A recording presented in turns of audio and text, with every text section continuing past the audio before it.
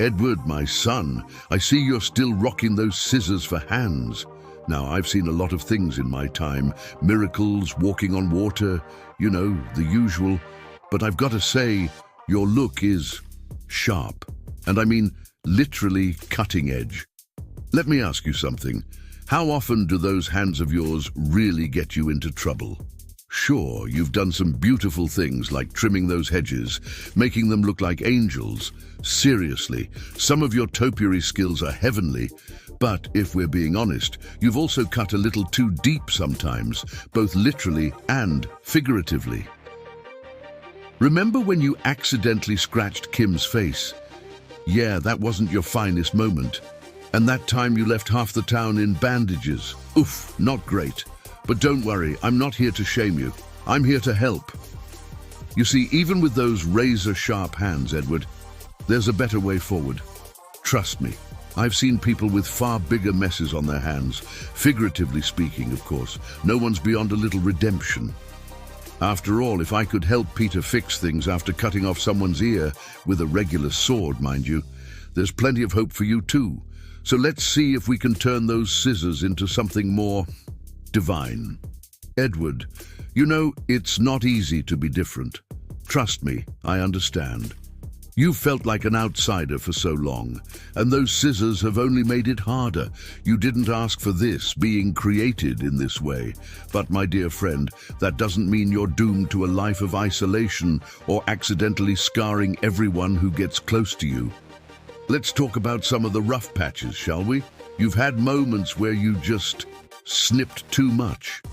I mean, let's be real, there was that one time you got a little carried away in the salon. It started out well. Those ladies were loving your haircuts, but suddenly it was like whoops, a little too much off the top. You meant well, but it didn't always end well. And Kim? Oh, poor Kim. She saw you for who you were, and that was beautiful. But Edward, relationships are fragile, just like people. You can't go at them like you're sculpting a shrub. You've got to handle them with care. Now, I know you've got scissors, but remember what I said in the Sermon on the Mount. Blessed are the meek, for they will inherit the earth. Sometimes it's about gentle touches, Edward, no sharp edges. But don't think I'm just here to remind you of the times you've slipped up. No, far from it. Every slip is an opportunity for growth. Even my apostles had their rough patches. Peter, that guy cut off someone's ear just because things got heated. I had to patch that up real quick, but guess what? He turned out to be one of the most important figures in the early church. See, there's redemption for anyone, even those with a cutting tendency. So, what does this all mean for you, Edward? It means that every mistake you've made can be turned into a lesson. Even when you've gone too far, there's a way to find balance again. In fact, some of your best moments, those beautiful hedges, your artistic vision, came from a place of love. If you let that be your guide, you're already halfway there. All right, Edward, let's talk about potential. You've got a very unique gift, those scissors of yours. Now, I know sometimes it feels like a curse, like you're constantly on the edge of cutting too much. But have you ever thought about how you could use those talents for something truly good? I mean, think about it.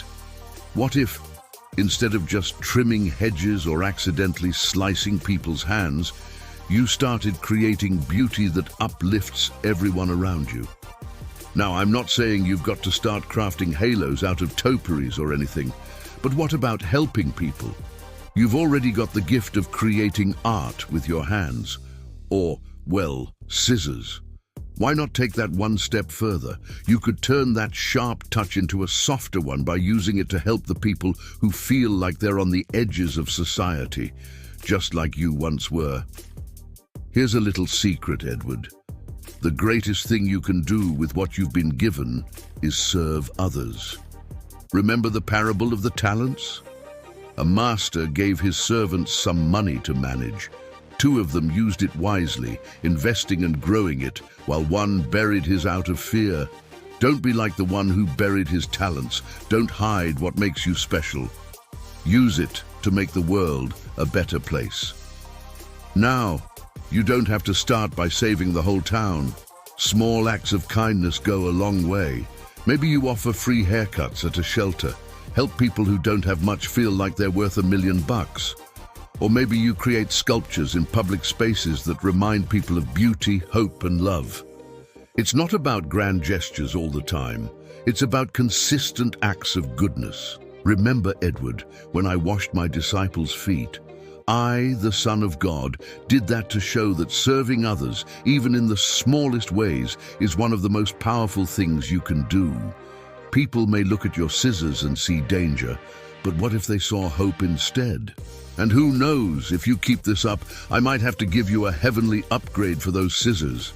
Maybe a pair of angelic golden shears that trim only what's necessary.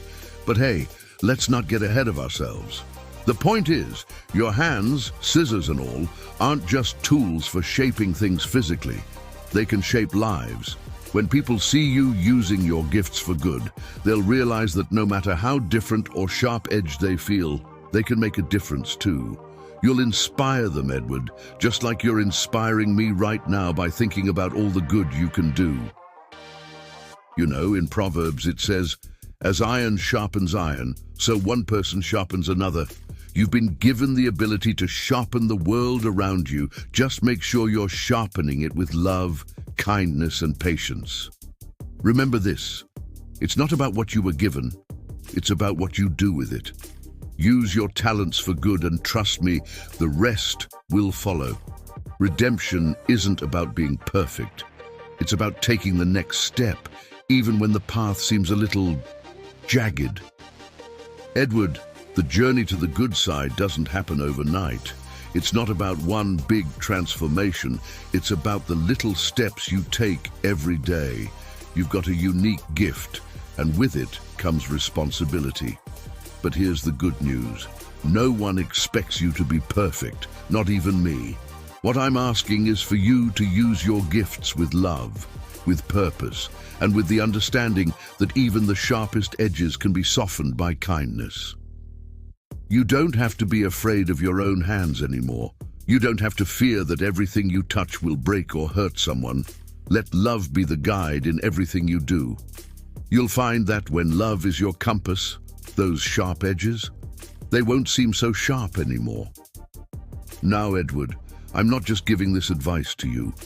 Anyone watching right now, take this to heart. We all have our own scissors, our flaws, our insecurities, the things that make us feel different, maybe even dangerous. But none of that defines you. What defines you is how you choose to live.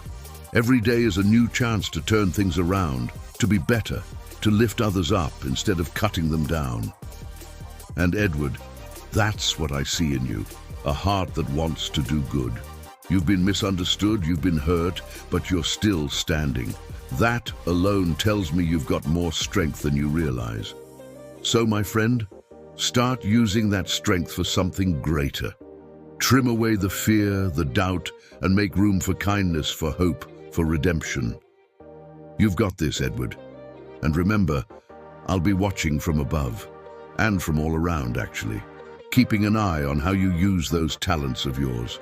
You've got the power to change lives, and it all starts with the decision you make right now. And to everyone out there, take a lesson from Edward. No matter how sharp your past, your future can be softened with love.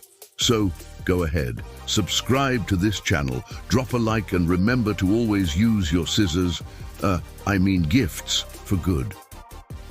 Edward, let's talk tools. You've got scissors for hands, which is unique, no doubt. But let's think bigger for a moment. You see, I've worked with some interesting tools in my time too. Noah, he built an ark with some wood, nails, and a lot of faith. Moses, all he had was a staff, but with a little divine help, that staff parted the Red Sea. And then there's David, who brought down a giant with nothing but a slingshot and a few stones. So if you think about it, You're already ahead of the game with those high-tech built-in clippers of yours. Imagine the possibilities if you put them to good use. You could be the David of topiary, the Moses of haircuts, cutting away the bad, shaping the good. Don't underestimate the power of a good tool in the hands of someone with purpose. Whether it's a slingshot, a staff, or, well, a pair of scissor hands, greatness isn't about what's in your hand. It's about what you do with it. So don't be afraid to show that heart of yours. Let it guide your hands. Even the sharpest tools can do incredible things when they're driven by love. And remember, as it says in Proverbs, above all else, guard your heart, for everything you do flows from it.